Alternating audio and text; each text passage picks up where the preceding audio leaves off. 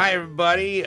We have a really, really great show today for a change. And former Senator Bob Kerrey, former Governor Bob Kerrey is here. Well, no, you're still a Medal of Honor winner, right? You're Recipient. always will be. Recipient. That's correct. Yes, right. You don't win it. You don't have a contest for it. Right. The former president of the new school, That's correct. which doesn't sound like a real school. It is, though. I know it is. Yeah. No, it's a very good school. Yeah. Okay, so let's do some chronological stuff. You went to Vietnam. You were a Navy SEAL. Yes. Okay, now that's a very disciplined group, right? Mm-hmm. That the being Navy SEAL, you got to be able to do like how many push-ups? I don't know. I forget. You have to hold your Crazy. breath underwater for like 3 minutes. I can hold my breath for this entire show if you want me to. No, No, but I don't want to do that. Okay, and you got the Medal of Honor. All I remember reading about it was climbing some cliff or Right. wall, a sheer Right. wall, to save some of your men. That's close enough. Right. Is that it? Yeah. Okay, and then you get that. Okay. Well, thanks. Thanks for your service. Well, thank you. Yeah. Is that where you lost the? That was it. That's where you got injured, right? That's where you got wounded. That's where I got injured. And it actually it gave me maybe the most important learning experience. So I spent 8 months in a hospital, in a naval hospital in Philadelphia, and learned a lot. What did you learn in the hospital? Well, first of all, I had to be grateful because it was a government-run hospital. The government saved my life. It almost killed me to begin with, but then it saved my life. So Okay. And Is I learned this a VA hospital No, or naval. is this naval? Naval. Okay. And I learned a lot about the importance of volunteer effort because a lot of volunteers came in and out of the hospital, offering to help us in one way or the other. And then I learned that if I wanted to get anything done, I had to ask for help. I mean, for a long time, I had to ask for help just to go to the bathroom. So, and in SEAL team, you operate as a team, but in some ways you're taught to be the real men don't ask for help. Well, I learned in the hospital real men do. So it was a very important lesson for me. Normally, when I have a guest, I'll have an expert on. I'll have Ernie Moniz on climate and the Iran deal. Okay? Right. We're gonna go all over the place with you. Good, because okay? I'm not an expert on anything. That's right. Right. Thus, a Thus. great senator. Right. Okay, so let's talk about the debate specifically. Yes. You ran for president in 92? That's correct. 92. And so you've been in these primary debates, have you? Mm-hmm. Okay. How many were in the ones that you were in? How many 5. candidates? 5. That seems to be about right. Yeah, look, when you have 10 people on the stage, it's not really a debate because you have, even with the impossibly long 180-minute debate, give the moderator 15 minutes, you're down, each candidate's going to have 12 Here's 15. what I think. You just interrupted me. They're all going to have 12 to 15 minutes to talk, so it really We isn't. knew where you were going. You didn't know this. I knew exactly where you were going. Listener, you didn't have to finish that thought. Okay. Jesus, this is getting spooky. This is what I think. Yeah.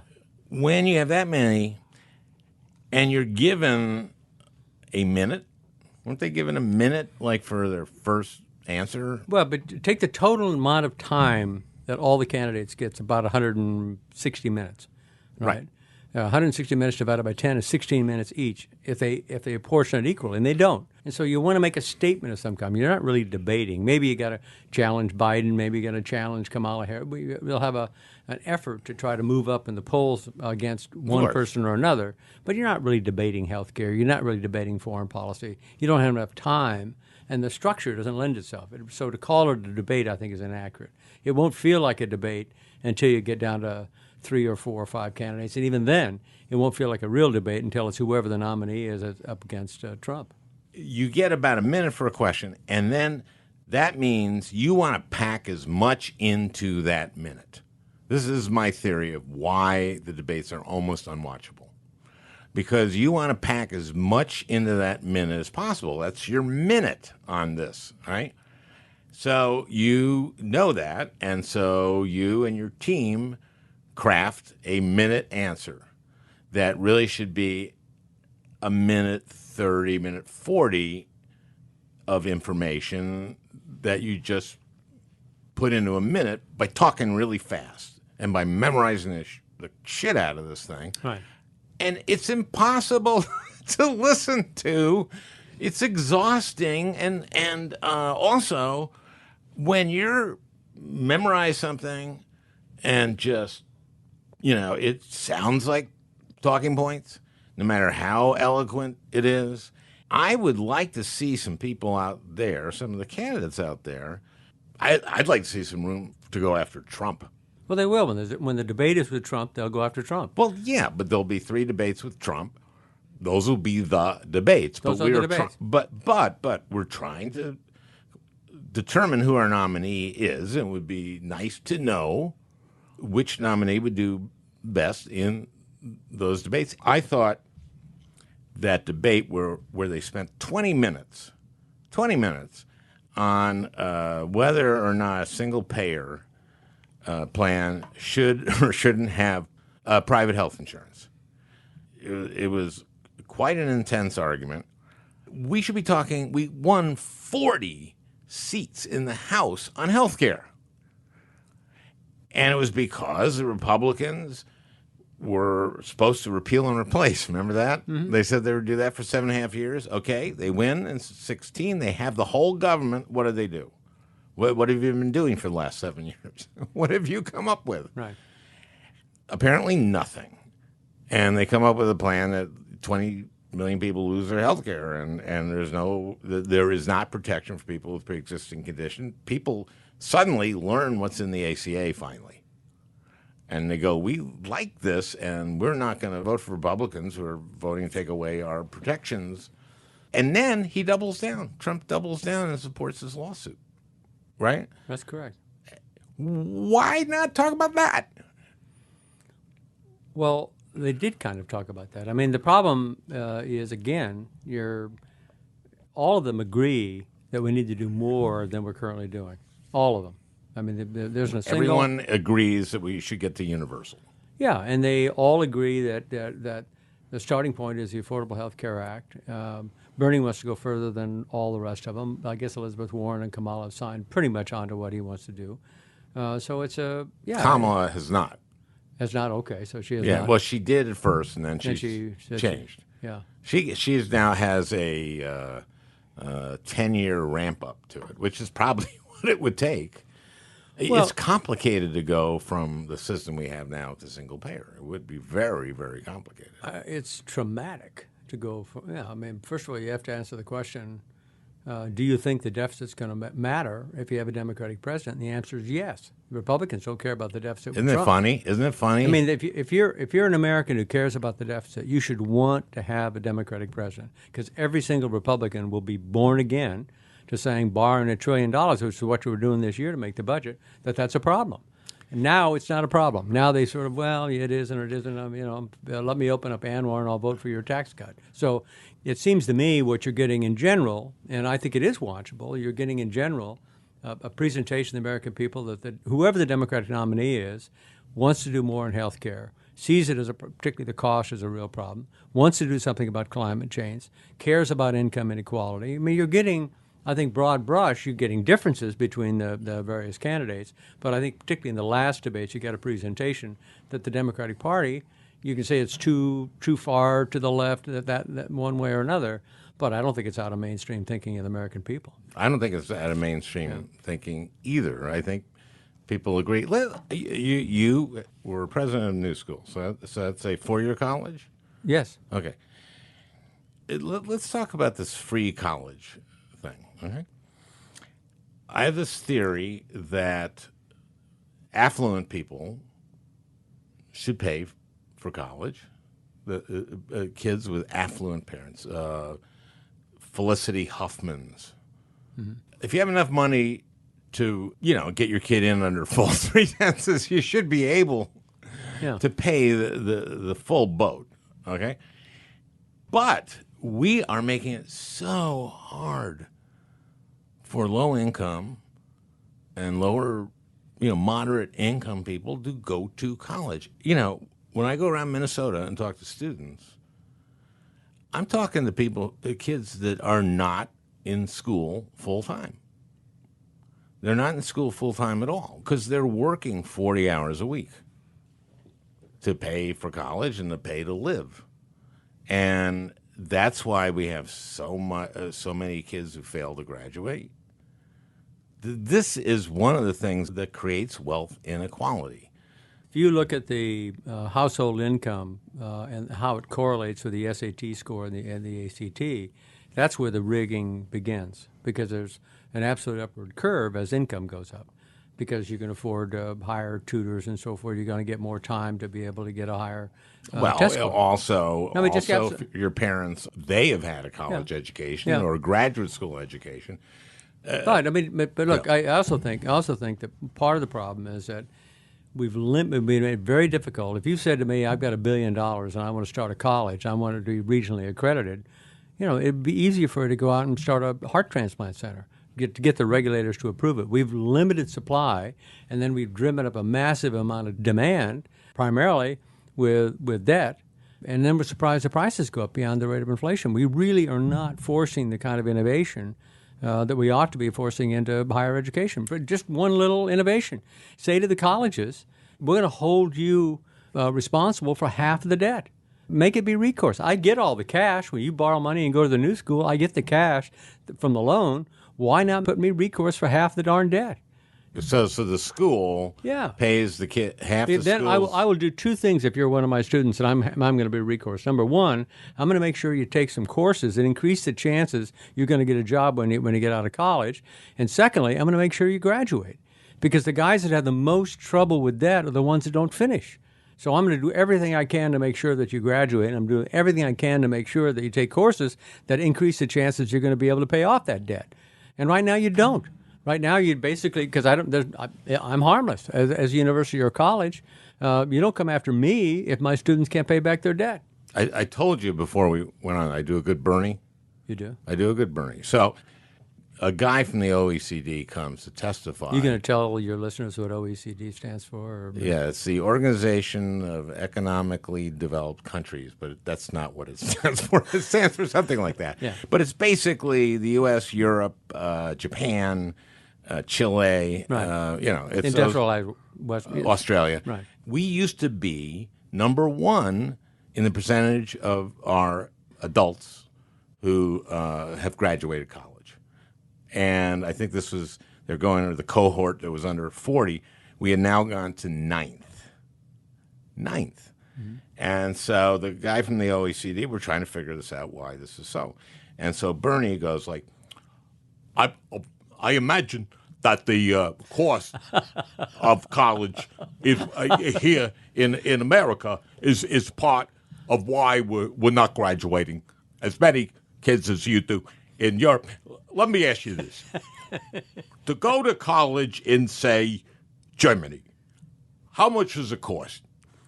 And the guy from the OECD goes, well, in Germany, you go to college for free.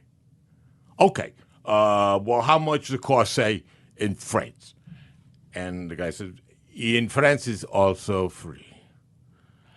How about Sweden? In Sweden, they pay you to go to college. Isn't that great? Now, yeah, but they also have rigorous examinations to determine who gets to go to college. Does Bernie support that? Does the Bernie support saying only 20% of high school graduates are going to be able to go to college and everybody else is going to be set up for a vocational program, which is what Germany does?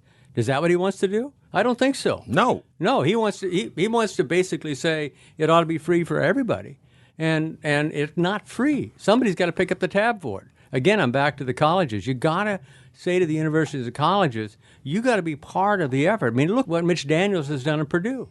For the last 5 years, there's no tuition increase, and the reason former governor of Indiana, president of Purdue College. Now, how did he do that? How did he do it? Quit spending money. You spend less money, you charge your students less. I mean, that's the problem. And he certainly, with an engineering school, it's somewhat easier, I guess, to do that. But you've got to put pressure on the colleges as well, because Otherwise, all you're doing is driving more demand in the system with limited supply, and even a moron like me understands that's going to drive up prices beyond the rate of inflation. What else? I want to talk about Pell Grants then, because a full Pell Grant used to pay for like 90% of a public. Now I'm talking about a public college education, and now it pays for like 30%. So I'm just talking about these kids. You're right. The Minerva Foundation, which you're the head of, is about reforming higher education, is it not? No, but it's about yes, the curriculum is dramatically different. Students get a much different kind of an experience. Yes, we use a fair amount of technology, but the most important thing is when you start off, and it's easier when you in the beginning. For existing institutions, it's very difficult. No cost to put into the system unless you can justify it from the standpoint of quality. When it's not full of adjunct faculty. We're hiring full-time, high-quality faculty to do it. But there's no real pressure right now on those schools, and I think there needs to be. I'm not against trying to make a better effort to help young people be able to afford to go to college. Where is the increase in spending going? Is it going to frivolous things, or is it going to a beautiful, beautiful student union? Is it going to why? Let me ask you this. If you want to learn something, and my guess is every now and then you find yourself saying, well, there's something I'd like to know. Right? How do you do it? What do you do? Really. What do you go to some building where there's a classroom and wait for an adult to show up and walk in the front of the room and teach you something? No. That's the problem. That's an outdated model, and we're locked into it. You propose that in any higher education environment, and they go crazy. They think you're talking about MOOCs and online education. It's very difficult to get into a conversation about using, and oftentimes it's very low cost. You got very low cost offerings out there that would enable a student to get, not only faster, but in a cheaper way, and then you're left with the responsibility of teaching these young people how to think. Anyway, we're way off into that. No. This is an important conversation, and it's really important.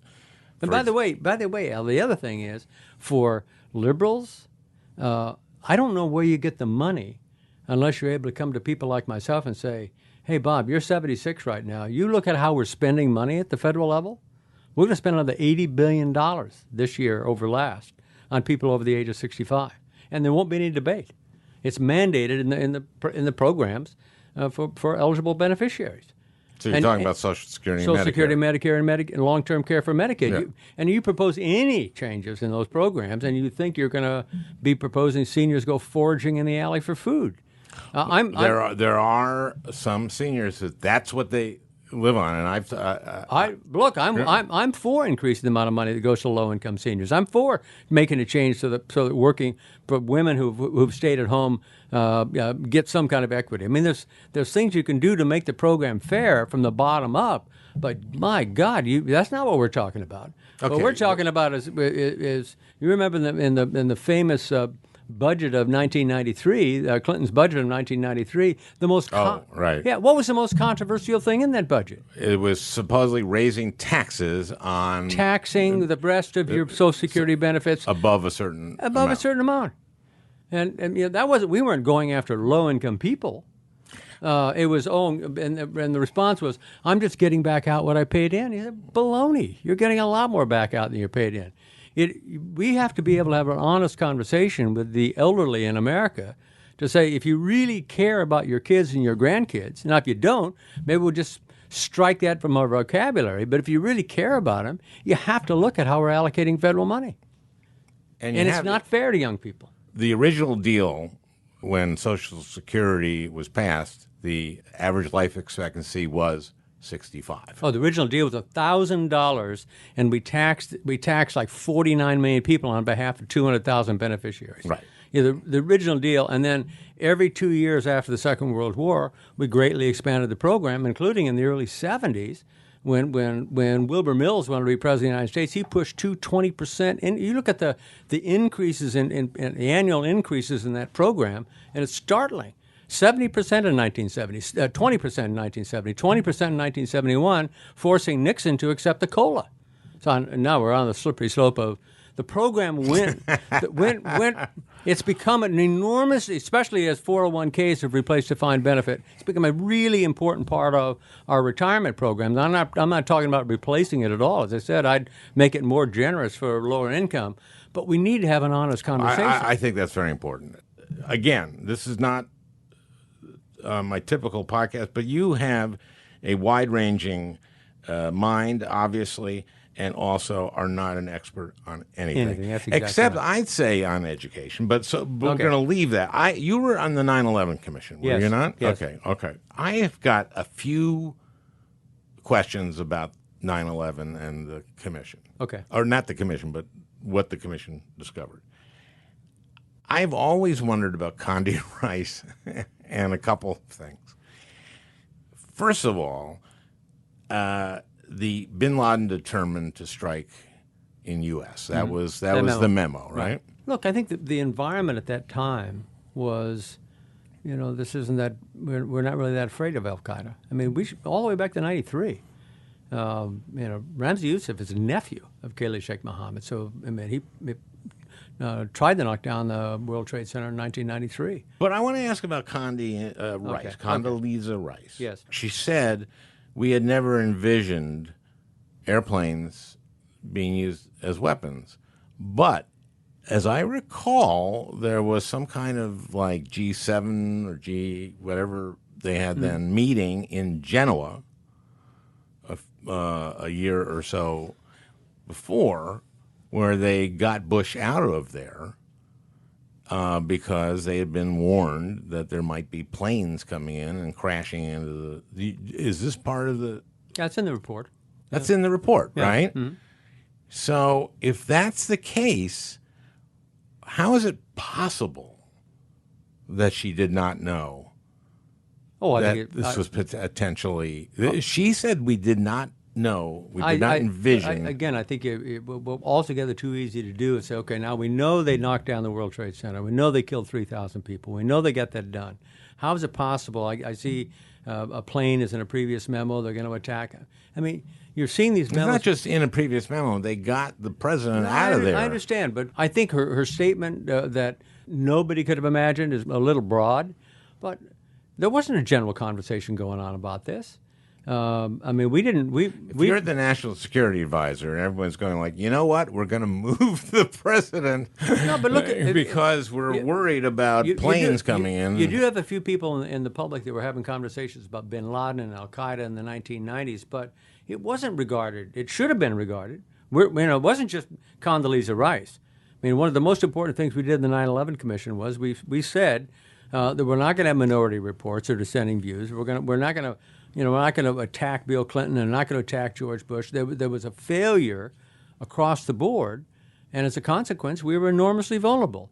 And was she a part of it? Yes. But was Bill Clinton a part of it and all the other people? Yes, they were all a part. Was I a part of it? I was on the Intelligence Committee at the time as well. I wasn't out there beating the drums. I saw all the things, all the documents you're talking about. And I didn't put it all together either. Okay. Damn you. Damn you, Bob Kerrey. My God.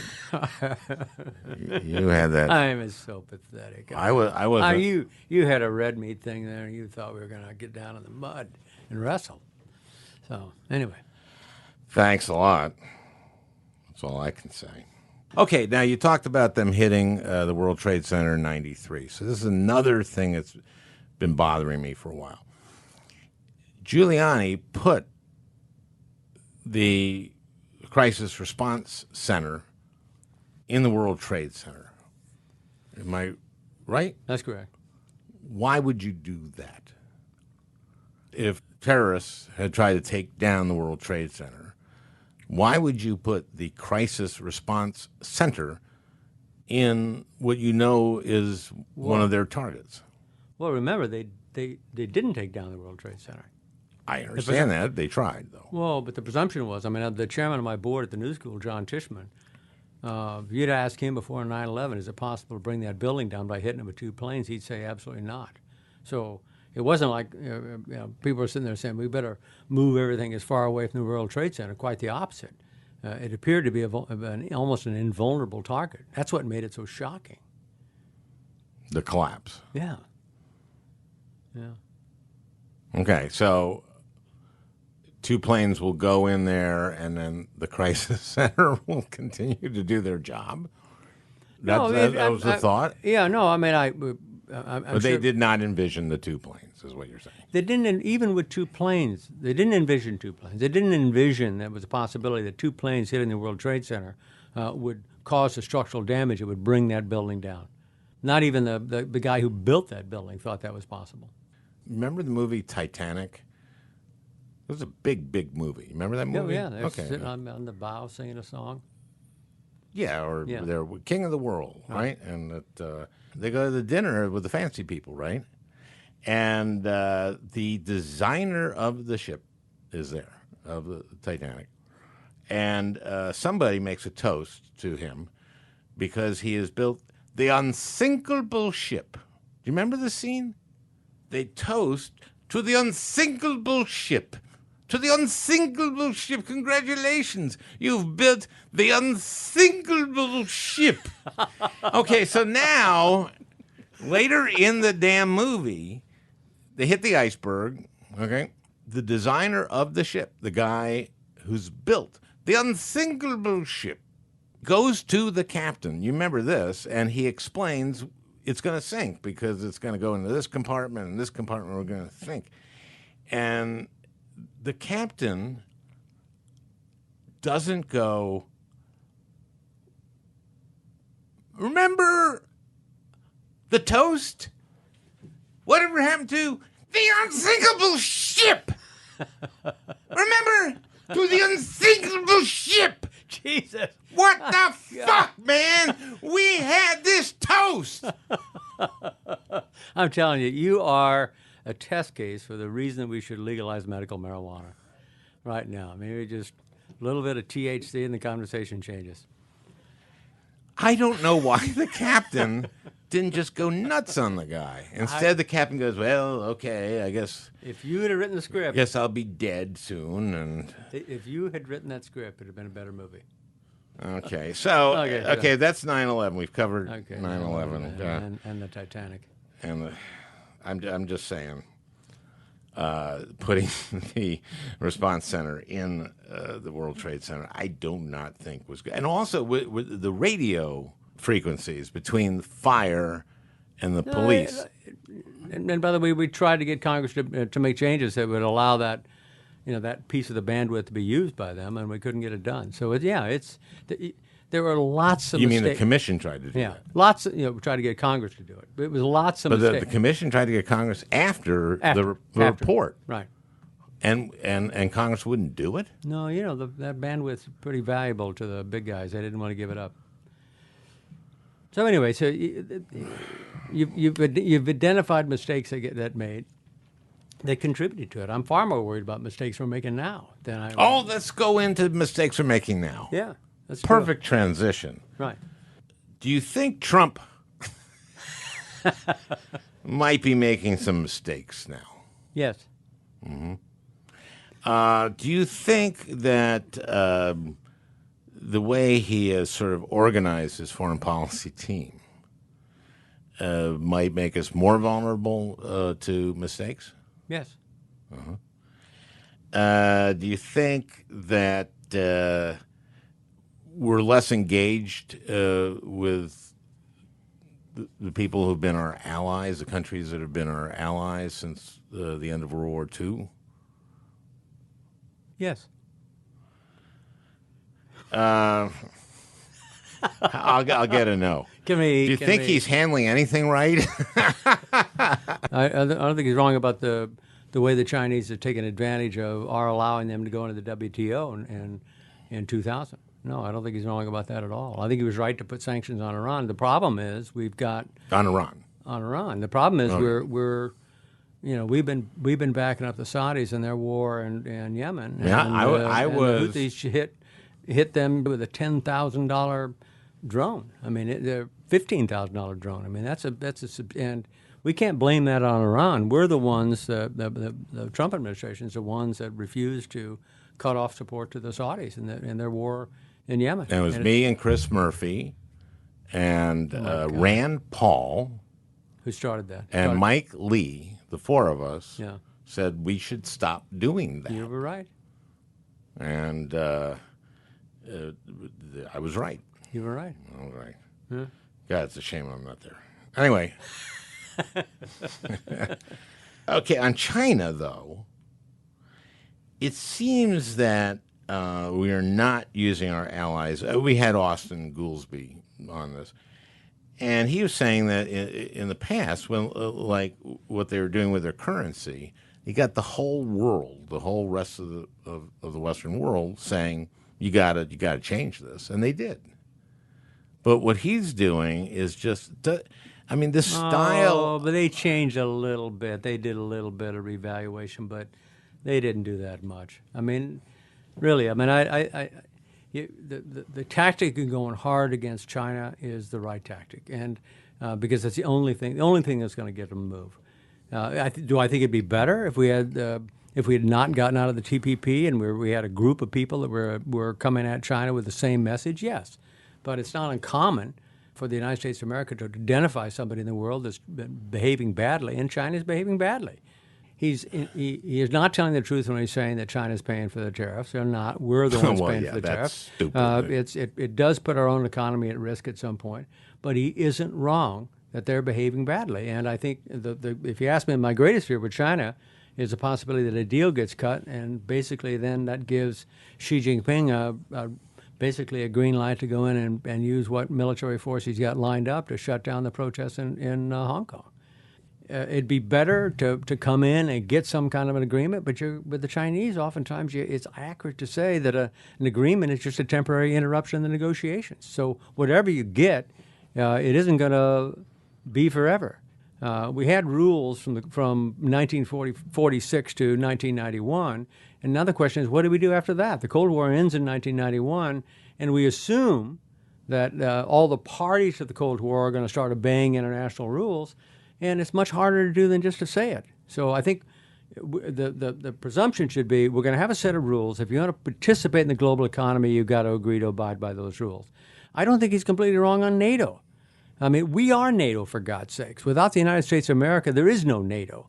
I think it's an important organization. I think we've been constructive in that organization. You're talking about the amount of resources that our allies in NATO spend. That's exactly right. So we're being chumps. Well, I don't see chumps as a little strong. I mean, I know they'll get a rally on their feet. I'm not very good at playing the populist card personally, but I do think there's a fair case if you're working in the United States of America that says you don't mind defending Europe, you don't mind NATO and us taking the lead in it, but you want fair trade with Germany, and you want fair trade with Japan, and you want fair trade with those countries who are benefiting from our military efforts. Okay. This Afghanistan thing, the have the Taliban Camp David right before 9/11.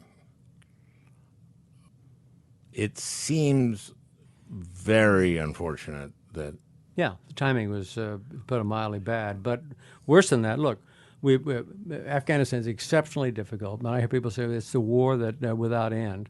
Well, the Cold War was a war without end. I mean, what point did we say, okay, we've done enough in South Korea, we're going to pull the plug and get out? I mean, I do think that if we were to precipitously leave Afghanistan, it isn't just about the Taliban and ISIS and others coming back and using it as a sanctuary. It's how do you feel about the suffering that women are going to come to women in Kabul and north of Kabul. There's a story about a medical center just north of Kabul that women go to because it's they have better. It's an Italian organization that runs it.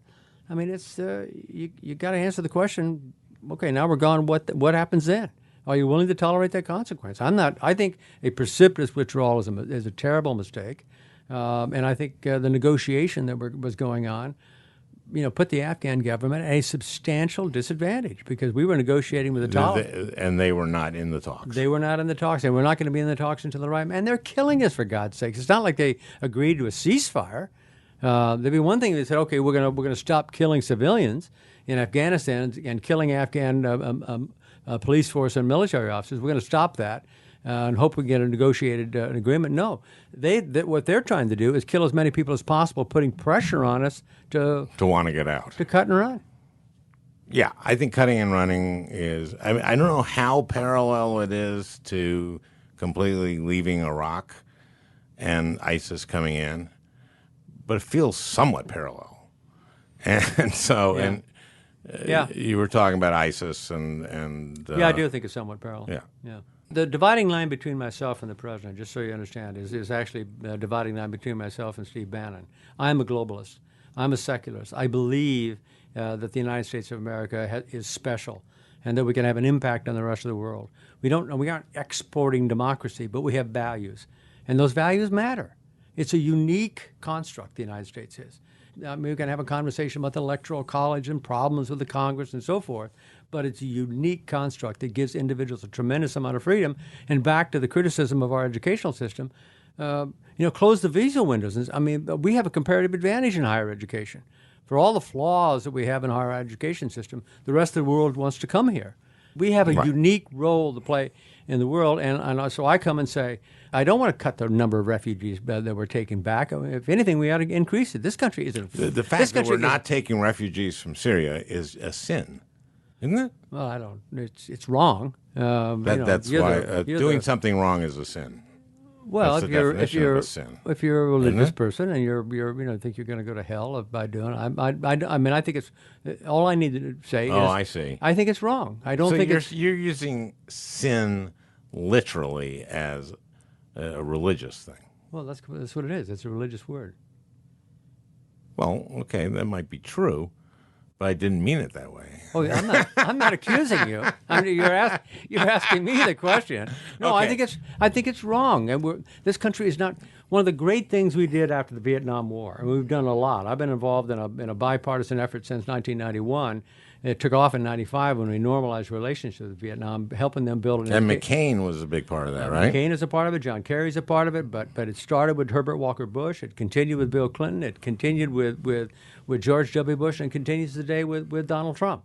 It's gone over 4 administrations, Republican and Democrat. But the most important thing that we did after that war, and it was The boat people.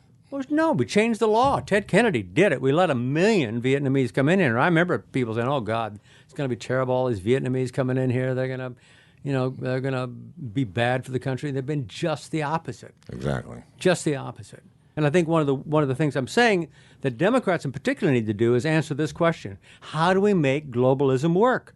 If you believe in globalism, if you want to act locally and think globally, the question is what are our trade rules?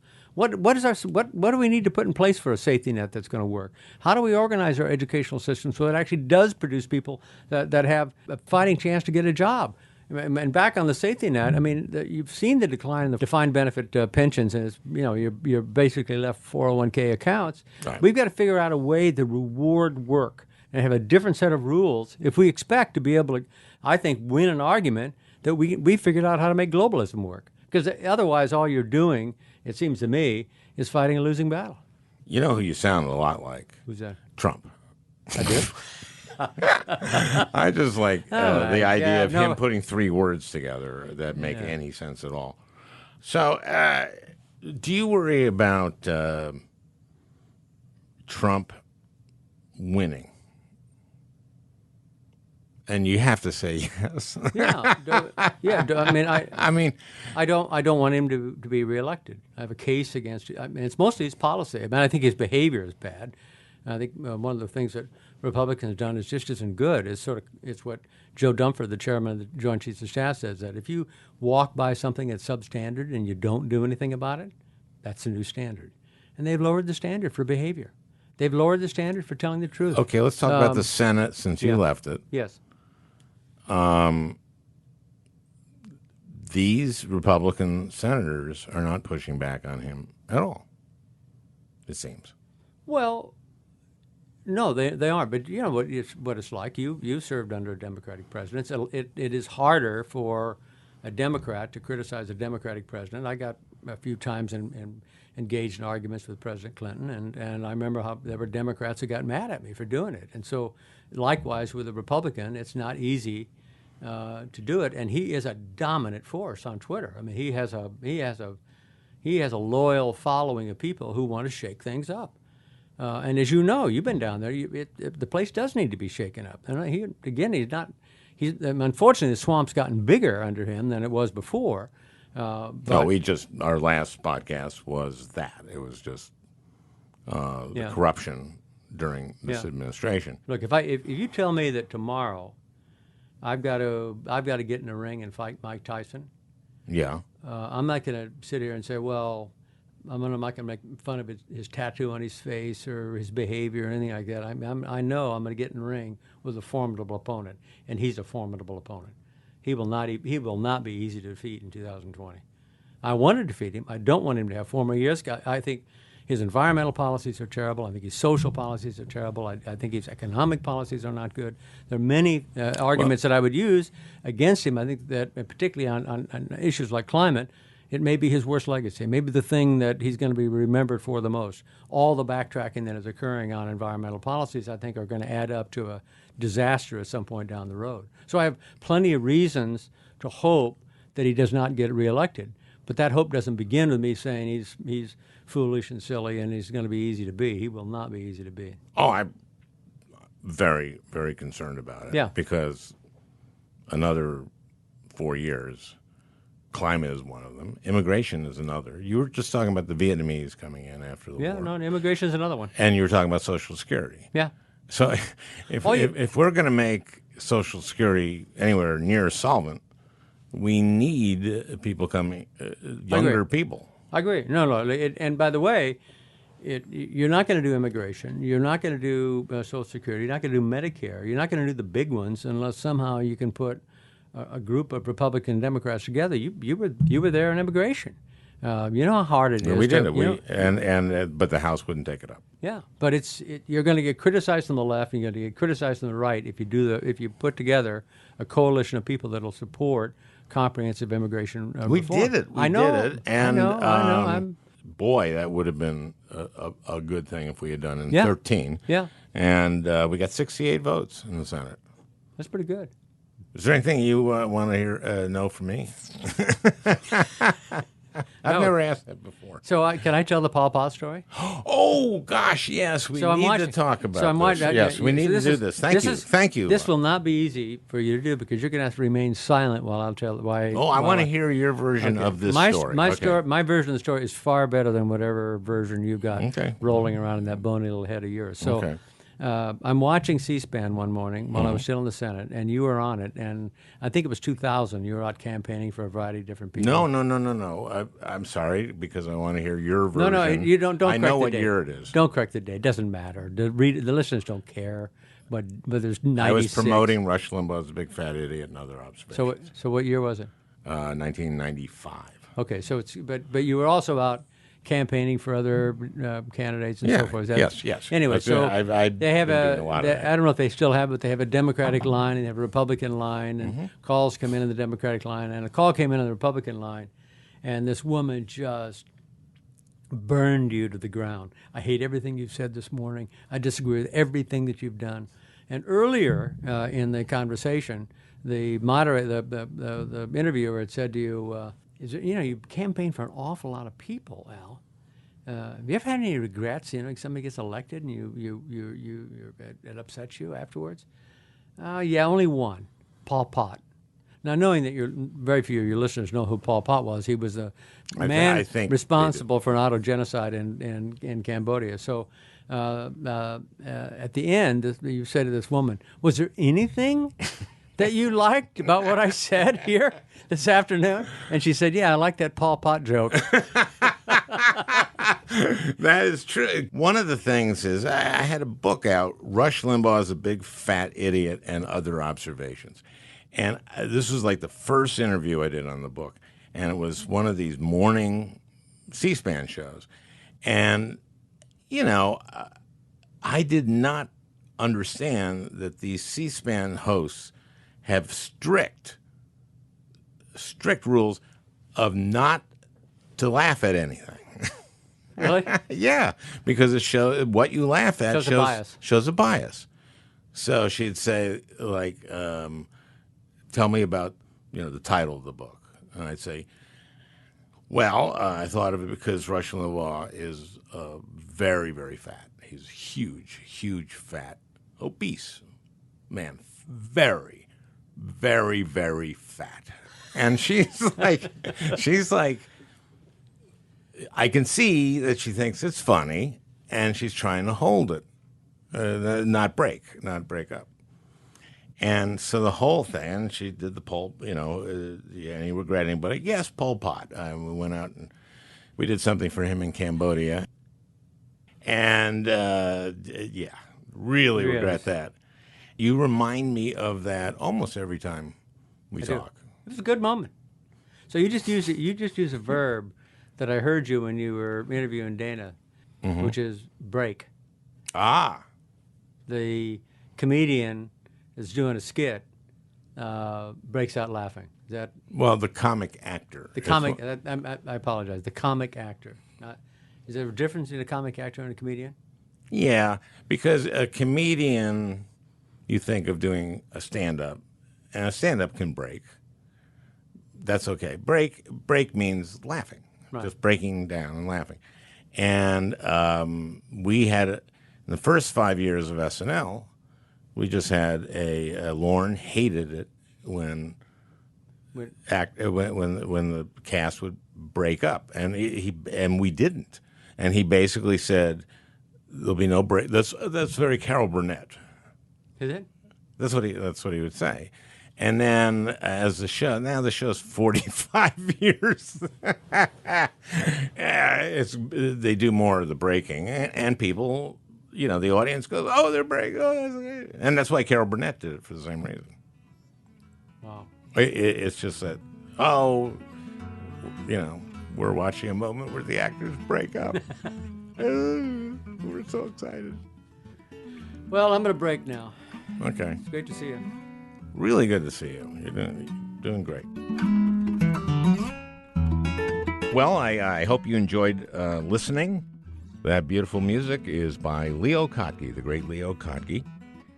I want to thank Peter Ogburn for producing this podcast. We'll talk again next week.